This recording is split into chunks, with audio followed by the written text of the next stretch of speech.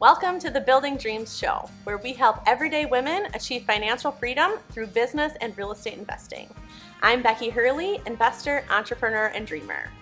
My husband Noah and I have built and rehabbed nearly 100 homes and created a multi-million-dollar real estate investment company, all with 2 kiddos in tow. We have learned to dream big from our small town in Wisconsin, and we are here to help you do the same. Today, we are going to talk about how Noah and I got started in real estate investing. I am Becky Hurley, the host of Building Dreams podcast. This is my husband, Noah, and we have been investing in real estate for over 10 years, and we are excited to share how we got started so that you can get started too. Noah, I would like to kick it off with having you tell everybody how we got started in investing in real estate. So it was about 10 years ago, 2010, 11, somewhere in there. And we started taking courses on learning how to do like different aspects of real estate. And actually the first part of it was we went on a road trip to Florida, and I convinced Becky while we were dating into reading me a book out loud all the way to Florida on a road trip. I mean, that was a perfect road trip right there. Mm-hmm. And we read Rich Dad Poor Dad. So that was the book that kind of got it all started.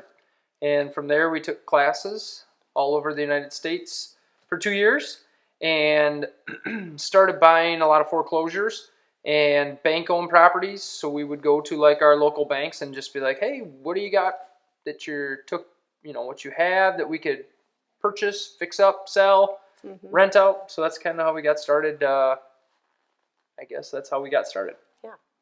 And why real estate? Why did we want to get started with real estate investing? I think that real estate was very intriguing because of it was a physically real thing, and we knew how to fix them up. So we would buy old crappy houses and fix them up and make them look really pretty, and either rent them or sell them to families, and so that they could enjoy them. Mm-hmm. So it's something that you could actually, I would say, put my hands on and actually get to work with. So that was kind of what intrigued me. And so on my side of it, my interest in real estate investing came from, I met Noah. I knew I wanted to marry an entrepreneur. I knew I wanted to lead an entrepreneurial lifestyle. And I loved that he was a landscaper. So prior to investing in real estate, he had his own landscaping company. I was an employee. I worked for a nonprofit. I started out as a teacher. We talk about that in other episodes, but I just wanted to see what else was out there. And I had mentioned to him, what else do you do in the wintertime? And when he was landscaping, what did you do in the wintertime? So I started a landscaping company when I was 15. And in the wintertime, when I wasn't landscaping, I would hunt and read the paper and drink coffee and go visit old people. You? I was like 18, 19. It was awesome. I was living the dream. And snowmobiling. And then that grew into, we started doing snow removal as time progressed along. So we landscaped in the summer and we did snow removal in the winter. Becky absolutely hated the snow removal, made her nauseous. She'd want to get out and puke every time. So we stopped doing the snow removal because it wasn't something that we loved to do. It wasn't long term. And started into the rentals and what we're doing now. Right. And that all started because Noah had helped a local real estate investor in our town who had fixed and flipped different apartments, and he had owned over 200 rental units in our local town.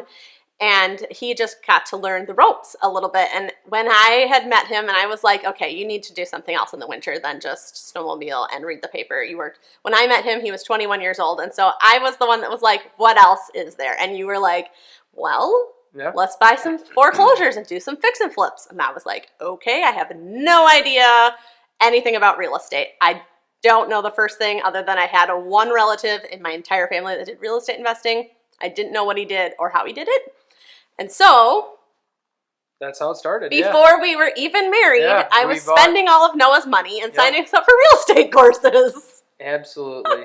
Yep. So, and we did take the road trip to Florida, and I think I had 3 Rich Dad Poor Dad books that I read. And I feel like for me, I came from the background that everyone told me to go to school, get good grades, so that you can get a good job, and go to college so that you can get a good job working for someone else. And that's what I did. and I became a teacher, and I started my first job at $32,500 per year, and I realized that that income was not my dream income, and it wasn't going to get me all the things that I wanted to have with my life. So I read those books, and we were together when I was reading those books, and I feel like my jaw was just dropped. I was like, I cannot believe I didn't know about this before. I cannot believe I did not know about real estate investing and the ways that you can increase your financials so quickly in real estate investing. Nobody teaches this in school. Nobody talks about this. Wanting to go after money was such a abstract thing. I was told money is evil. Rich people got that way by doing bad things, and it was not looked highly upon to go after money, to increase your money. I was always told, oh, don't worry about the money, do what you love. Okay, well, I did what I loved. I went into teaching. However, the money that I received as my energetic exchange was not able to fund the next thing that I wanted to do. All the goals and dreams that I had for my life, I had more than just being a teacher. I had more dreams than just being that and just making that kind of income. So when I read the books and then I found out that there was classes, I was we are signing up for this. Classes. Yep. And I think the cool part for me was we were just dating. Then we were shortly engaged thereafter. And we had started all of this before we had even gotten married. Mm-hmm. We started doing fix and flips in the summer before we had gotten married, and it was just such a cool experience to get to know each other and just getting to start a business together before we were married. So, and I don't know, and we've just gone up from there. So, I remember you're like, what do you when I was landscaping and not doing anything in the winter other than having fun, which I enjoyed. I'd be like, well, why are you telling me what to do? I make twice as much as you, and I only work 6 months out of the year. And you're like, well, think of what you could do. So then that kind of sparked the whole thing, and so we have since phased out our landscaping company and into all the other things that we do. So So one of the things we also did so we bought 5 rental properties right away. Within the first year of investing in real estate, we bought our very first house was a foreclosure house that we actually moved into. We moved into, and then sold a year and a half later. Then we bought 5 rentals on foreclosure. So the first thing we did is we went to our local banks. So like Noah said, we went to our local banks and just asked, hey, what do you have as a foreclosure that's on your books that you would like to get these off of your books? And so we didn't have any money down when we first got started because they were just happy to have somebody sign on the dotted line saying that they were going to take on this problem property that they considered a problem. And it was a risk because we were basically signing on the dotted line, but we were getting the houses with no money down. Yeah. And it was all sweat equity putting into it. We did most of the work all of ourselves, unless it was, electrical, plumbing, HVAC. We had to hire people for that. But we did a lot of the gutting ourselves and framing, reframing, trim, cabinets, all that stuff. Yeah. Yeah, it was a lot of fun. So time flies. Yeah. I know that there's some real estate investors out there that say, skip the flips. You don't have to do the flips to get started, but that's just how we got started, and we enjoyed it, and it was something little that you can get a quick reward from. So you can, one of the houses, we fixed and flipped it in 2 weeks, and we made $20,000. So, hey, so that kind of, we can get into that later, but that's kind of income that is taxed higher than a rental income. But it's kind of cool when you can make that kind of money on a fix and flip house in 2 weeks if you want to. Mm-hmm. That was over Christmas too. Yeah. So what else? Then we got into rentals. So we got into residential rentals. Then we bought commercial rental properties. So we've done a little bit of all aspects of real estate investing. So we started with fix and flips. Then we bought residential rental properties. Then we bought commercial rental properties. Actually, in our first package with the 5 houses, I think we also got our first commercial property at a foreclosure. That's right. So we bought a dilapidated complex. There was a warehouse set up with 7 or 8 buildings. There was only one building that had a paying tenant in. It was a disaster, but we straightened it out, and we still own it to this day, and it's one of our top properties now. It's really does really good, and it's a lot of fun. But when we bought it, it was how much? What was the percentage of vacancy? It was like 90% vacant. It was bad. Yeah. And we had a $70,000 debt to pay back. Yep. We had a Something like partnership. that. Yep. That went bad. So And we had we learned a lot. Yeah. And that was our first commercial property. Since then, we bought several more. Since then, we've also done some things where we've failed. So we've tried to develop land that did not go through, and then we've developed land that did go through. So we've done land development, commercial real estate investing, residential real estate investing. We own a commercial space that has shopping below with an apartment above. So we own that kind of, I don't know what that is called. Kind of like a mixed use. A mixed use commercial property. Yep. So we own a couple of those and just have tried like a lot of different avenues of real estate investing. So it's kind of fun. Yeah. So. Yep.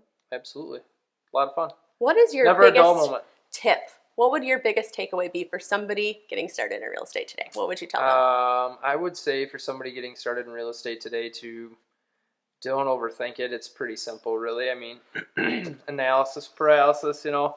A lot of people overthink the whole logistics of things. It's really quite simple. You just, like, for instance, we found old, dilapidated, crappy buildings with half vacancies, and we went in there and fixed them all up and rented them and got it all nice, and people appreciated that, so you got better tenants, and it's really pretty easy to just take an old building and fix it up. And I mean, it takes resources, but so I would just say to just go for it. It doesn't take a lot of time to analyze deals. It's pretty quick and simple. Now, granted, when you get to bigger deals, you know, bigger apartment complexes, yeah, it takes more time, but it's pretty simple, really. It's not that scary or difficult.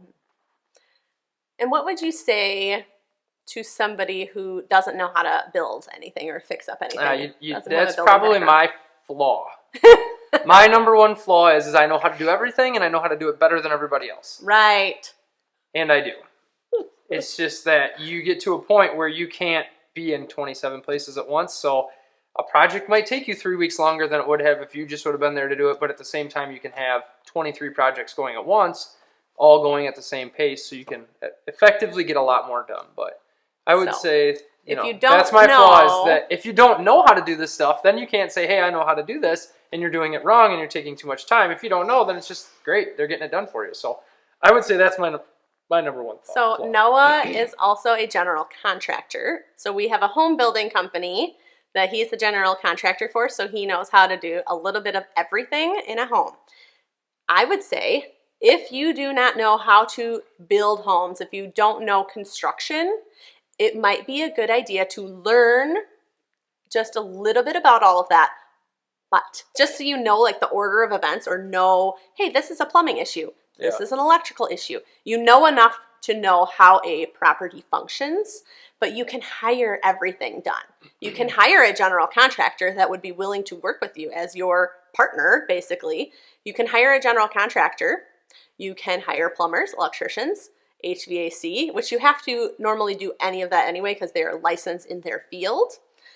You can hire roofers. You can hire masonry people to do bricks. You can hire flooring. What else? Painters. You can hire everybody. Concrete. For every aspect of the real estate. And you don't have to do it all yourselves. Yeah. And we do hire quite a bit of that out, but we just know, okay, this is a plumbing. This is electrical. This is a concrete issue. Who can we call for? Like a old basement that we had that was falling in, and it was like all limestoney. Yeah. We had to call. Limestoney, I like that. It was all limestone. It was like crumbling. It was like flaking limestone, and the mortar joints were kind of getting really softened and kind of shaly and flaky. So we actually got a company that's from the town next to us, and they came and they shotcreted the basement walls. But if people don't know what shotcrete is, so I did not know how to do that. So I watched them, and I thought it was awesome. And just because you know how to do it doesn't mean you should do it. Because like Noah said, it takes longer. You can't do as much if you do it yourself all the time. Yeah. So one of the things we are learning is to hire out. Yes. And that way he can be the visionary and the overseer. But I think to get started, just start researching what's for sale in your local area. Go to your local banks. Just start talking to people that do real estate in your area. Maybe talk to people that own apartment buildings, people that own rentals, and just start getting the ball rolling. I think that's the best way to get started in your real estate business. Yeah, I would say, and if you don't have any knowledge of any of it, really the best thing you could do is find a real estate investor or find somebody that owns a lot of apartment buildings in your area and just say, hey, can I come help you for free for a week and learn what you do? That's the best way to learn as much as you can and just kind of completely engulf yourself into the whole aspect of it, and you'll probably most definitely learn quite a bit from it. One of the things we also wanted to answer is people ask us, the number one question is, how do you get the money to get started in real estate investing? So that's what we wanted to talk about next. So I would say for like the deals that we bought from the banks, they were foreclosed properties. So the banks sold them to us basically with no money down to take the burdens off of their hands, and they knew that we could fix them up and rent them or sell them or whatnot and turn them into long-term notes. So how we did it is we just structured it into when we would purchase the properties from the banks, we would just say, hey, here's our spreadsheet on how much this particular home needed. Like, for instance, one, let's say it needed 20 grand. Like it needs $20,000 worth of work. We'll purchase this house from you for 50 grand. Can you give us the additional 20,000 in fix-up fees, so that we can fix it all up and get it nice and then sell it or turn it over into a rental and turn it into a long-term note. And all of them were more than happy to do that. So main, I think, question, the hurdle is, that sounds great, but how do we get the money? That's the number one way that we've done it, is just also to work with the bank in which we were buying the foreclosures from and just saying, here's a spreadsheet of the costs that we came up with that we need to put into this home, either to flip it and sell it or to get maximum rental income, and just ask for that at the same time as purchasing it, and then plus the note to add to the note for the fix-up fees. So that's what we would do. Yeah. And I think too, if you have money set aside, you can use it, but we recommend using the bank's money as much as you possibly can, or if you have other private money lenders or people that have money that want to loan it to you to invest in, if you don't have to go through a bank, that's another option. So you can get private money lenders or banks to get started without having to use your own money. Yep. I think that would be the best way to do is always ask the bank for their money. That's what I typically would say. That's our first line right there. Go straight for the banks. If they don't do it, ask a few other banks. You don't have to use just the same one forever. You can ask 5 different banks and just see who can give you the best rates and amount of money. So why go to the banks first? Noah. So when you go to a bank is the cheapest money that you're going to get. The bank will lend you money cheaper than anybody that you're going to be able to get money from. So there's going to become a point where like, well, I can just buy this house in cash myself and I don't have to give the bank any money. That's small thinking. That's micro thinking instead of macro thinking. It's going to come to a point where unless you've got millions and millions of dollars of your own money, hundreds of millions if you want to get to that point, and at that point, why would you be getting into real estate if you already have hundreds of millions of dollars? That could be another episode. If you got hundreds of millions of dollars, you could call us, private money lend. But the bank is always the best place to get money from to operate in fixing up buildings, buying buildings, and all that stuff, because they already have the note to hold the property. So it just makes the most sense for them to and what kind of banks? Add on there. What kind of banks we use community banks. Community banks. Some of them have grown that they're not such a community bank anymore, but a community bank is like a small local bank in your area. Maybe they have a couple other locations in other towns. Like family-owned banks, that's how we got started. They have since, some of them have been bought, some of them have bought other banks, so they're getting bigger, but everybody is growing together. So that's kind of where we have gotten our start, is in community banks. But as you grow, it'll get to a point where you'll draw the attention of bigger banks, because banks have to lend money in order to make money. So when they get to where they're not creating new loans and they need more people to give money to, the bigger you get, then you will start to draw the attention of bigger banks. So they'll kind of call to see if they can work with you to purchase properties. So we just talked about how we got our start in real estate investing, and what we recommend for you if you're getting started in real estate investing is to start small. We did fix and flip properties to start with, then we got into small residential properties, and we went to our local banks to get the money for fixing them up, and also we got them for no money down. That is still a possibility out there if you work with your local banks. Thank you so much for listening to this podcast. We will have many more podcasts to come on our Building Dreams podcast and YouTube channel. Please subscribe here to learn more about investing and how we got started in small town Wisconsin in our local area in real estate investing, and how you can too.